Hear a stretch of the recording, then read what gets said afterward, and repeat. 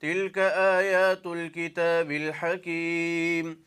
أكان للناس عجبا أن أوحينا إلى رجل منهم أن أنذر الناس وبشر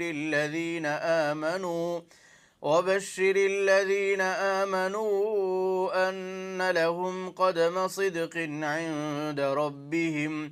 قال الكافرون إن هذا لساحر مبين.